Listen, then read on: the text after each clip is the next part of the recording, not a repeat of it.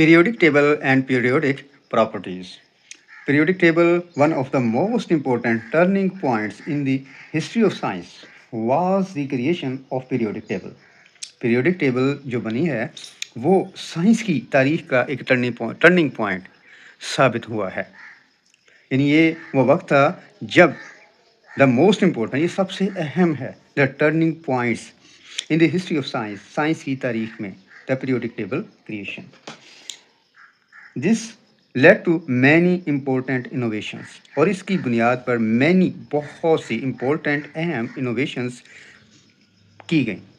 अहम अहम जो है इनोवेशंस, इजादात, नई तहलीकात हुई पीरियोडिक टेबल की वजह से। वी विल एक्सप्लेन कि हाउ वाज दिस पॉसिबल। ऐसा इसी वजह से हुआ कि एलिमेंट्स को अरेंज किया गया, केमिकल प्रॉपर्टीज़, फिजिकल प्रॉपर्टीज़ को समझना आसान हो गया, ग्रुप ट्रेंड्स को समझना आसान हो गया, कि एक अल्टरनेटिव्स को समझना आसान हो गया। कि सपोज़ आप एक चीज़ बनाना चाहते हैं, तो अगर वो बहुत महंगी है तो पीरियोडिक टेबल की मदद से ये पता चल जाता है कि ग्रुप ट्रेंड क्या है, इस तरह के और मिलते-जुलती प्रॉपर्टीज़ वाले एलिमेंट्स कौन से हैं और वो कौन सी खसूसियात पेश करते हैं। इस तरह से ये एक नहायत इम्पोर्टेंट टर्निंग पॉइंट था। The periodic table of elements can be called as symbol of chemistry. Symbol of chemistry chapter 1 है, the symbol of chemistry, chemistry की अलामत कहा जाता है, बिकॉज पीरियोडिक टेबल इस काबिल करती है कि केमिस्ट्री को समझा जा सके, तमाम केमिकल रिएक्शंस को समझा जा सके। In the modern periodic table 118 elements are arranged in tabular form.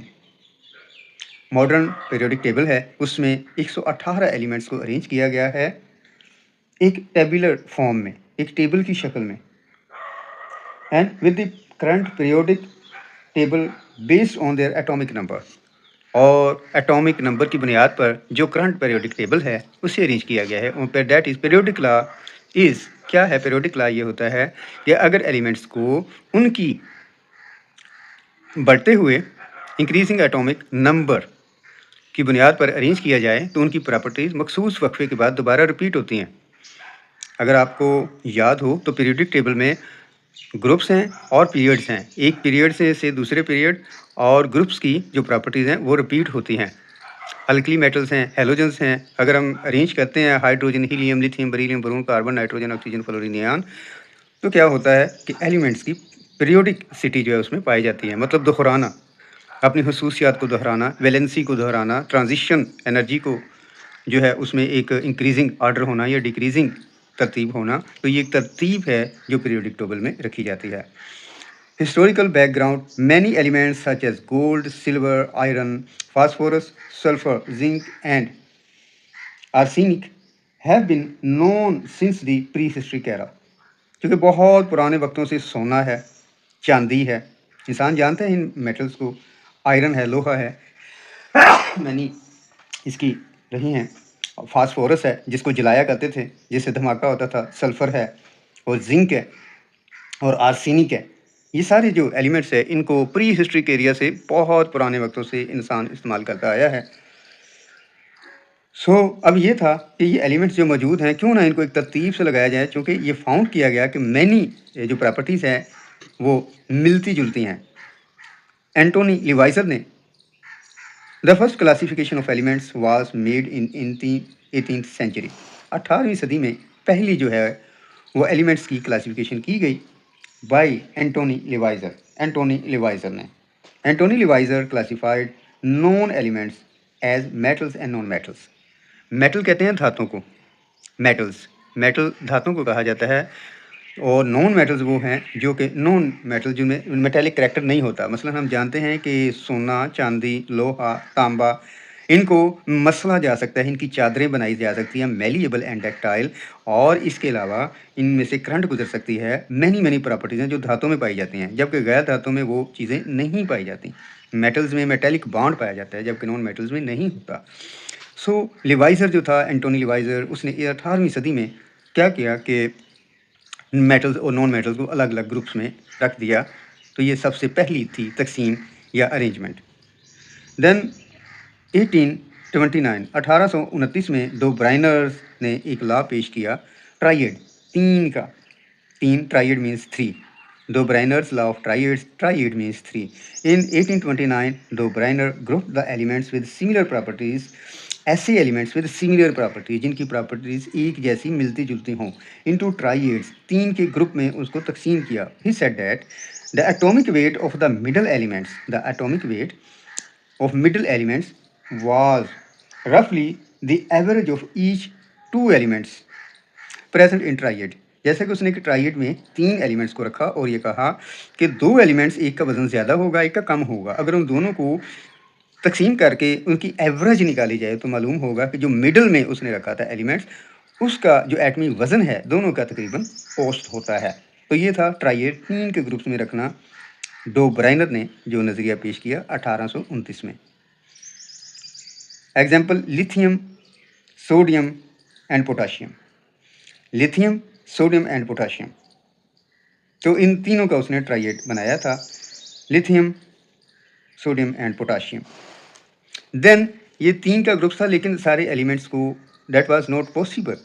So Newlands gave another law of octaves. In 1864 English chemist John Newlands था, जो कि इंग्लिश ब्रिटिश यानी बरतानिया का रहने वाला, उसने पेश किया the first time observe periodicity in the 62 non elements. 62 elements उस वक्त तक मौजूद थे. उसने उनको अरेंज किया और उसने कहा, ऑक्टेव कहा जाता है 8 को, 8 को. The properties of every 18th elements was similar when arranged by increasing atomic mass. Atomic mass के मुताबिक, इंक्रीजिंग बढ़ती हुई एटॉमिक मास के मुताबिक, व्हेन सिमिलर एलिमेंट्स को उसने अरेंज किया, the properties of every 8 element was similar. जबकि 8वें एलिमेंट की जो प्रॉपर्टीज थी वो सिमिलर थी. अब देखें, जैसे हम देखते हैं हाइड्रोजन, हीलियम, लिथियम, ग्रुप 1 एक एलिमेंट्स देखें, अल्कली मेटल को देखें, अल्कलाइन अर्थ मेटल्स को देखें, तो हर ग्रुप में 8वें जो है ना, तो उसकी प्रॉपर्टी सेम होती है. इसी तरह हेलोजेंस हैं. तो ये जो पुरानी थी, ये मॉडर्न पीरियोडिक टेबल की बुनियाद बनी. Law of octaves.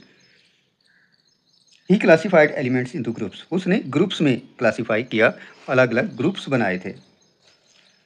Lothar Meyer's atomic volume curve. 1864 Lothar Meyer of Germany developed his famous curves. He plotted a graph. उसने एक ग्राफ बनाया बिटवीन एटॉमिक वेट्स, एटमी वजन, and atomic volume of the elements. Elements के atomic volume में और वजन में एक ग्राफ बनाया, कर्व बनाए. He found periodicity of properties in curve. उसने उन कर्व्स में पीरियोडिसिटी दरियाफ्त की. पीरियोडिसिटी कहता है प्रॉपर्टीज़ को दोहराना. सपोज ग्रुप 1 ने अल्कली मेटल्स हैं, उसके जितने भी है, हाइड्रोजन, हाली ने की रब से फरियाद, hydrogen, lithium, sodium, rubidium, caesium, francium, alkali metals हैं. तो इन सारों की प्रॉपर्टीज़ में इनके वैलेंसी, इनके डिफरेंट जो है खूबियाँ वो सिमिलर हैं. तो इस तरह से उसने जो कर्व्स बनाए थे उनमें भी पीरियोडिसिटी देखी गई कि अपनी प्रॉपर्टीज़ को दोहराते हैं, रिपीट करते हैं. Next, Mendeleev. 1869. Mendeleev father of the periodic table, जिन्हें पीरियोडिक टेबल का फादर माना जाता है. The Russian chemist Dmitri Mendeleev. Dmitri Mendeleev जो कि एक रशियन था, रूस का रहने वाला, 1890 में. उसने अरेंज किया 63 elements in order of increasing atomic mass. उसने 63 एलिमेंट्स को इंक्रीजिंग एटॉमिक मैस के मुताबिक अरेंज किया. इंक्रीजिंग एटॉमिक मैस कहा जाता है न्यूक्लियस में प्रोटॉन और न्यूट्रॉन की जो सम अप है उसे एटॉमिक मैस कहा जाता है. He made vertical columns and groups. उसने अमूदी वर्टिकल कॉलम्स एंड ग्रुप्स, और जैसा कि मॉडर्न पीरियोडिक टेबल में भी वर्टिकल कॉलम्स हैं. ही placed elements with similar properties into vertical groups. He placed, उसने रखा एलिमेंट्स, उन एलिमेंट्स को विद सिमिलर प्रॉपर्टीज, एक जैसी प्रॉपर्टीज के साथ वर्टिकल ग्रुप्स में रखा. He left gaps for undiscovered elements. उसने कुछ खाली जगह भी रख दी जो कि उन एलिमेंट्स के लिए जो भी दरियाफ्त नहीं हुए थे. ही also predicted the atomic message. Atomic message की भी उसने उनकी की पेश गोई, प्रिडिक्ट होता है पेश गोई करना. And properties of these undiscovered elements. और ये एलिमेंट्स जो दरियाफ्त नहीं हुए थे, इनकी भी प्रॉपर्टीज़ को उसने पेशगोई की थी कि इस तरह की प्रॉपर्टीज होंगी। These predictions were proved accurately, और ये जो प्रिडिक्शन पेश हुई बिल्कुल वर प्रूव्ड एक्यूरेट, दुरुस्त साबित हुई, प्रूव्ड साबित हुई, एक्यूरेट बिल्कुल दुरुस्त साबित हुई। When these elements were discovered, जब ये खाली जगहों वाले एलिमेंट्स दरियाफ्त हो गए। This was the main success of Mendeleev.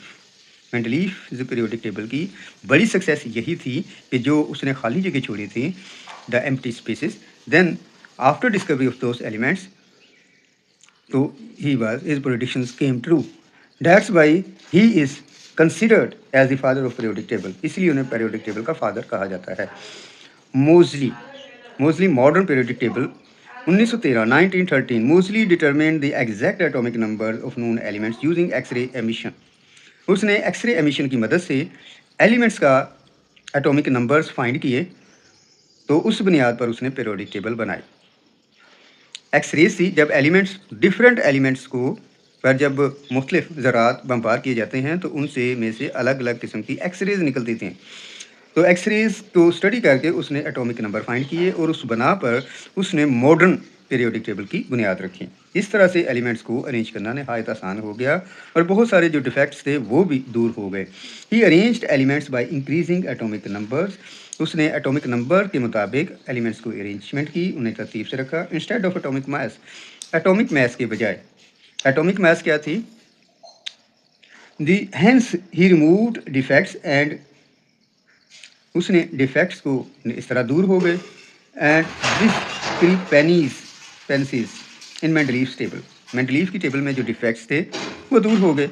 Mostly modify the periodic law and stated that, उसने पीरियोडिक लॉ को तब्दील किया और कहा properties of the elements are periodic functions of their atomic number. Properties of elements, elements की जो properties हैं, are periodic functions of their atomic number, उनके एटॉमिक नंबर का पीरियोडिक फंक्शंस हैं। पीरियोडिक फंक्शन कहा जाता है एक वक्त के बाद खुद को दोहराना, उसे कहा जाता है पीरियोडिक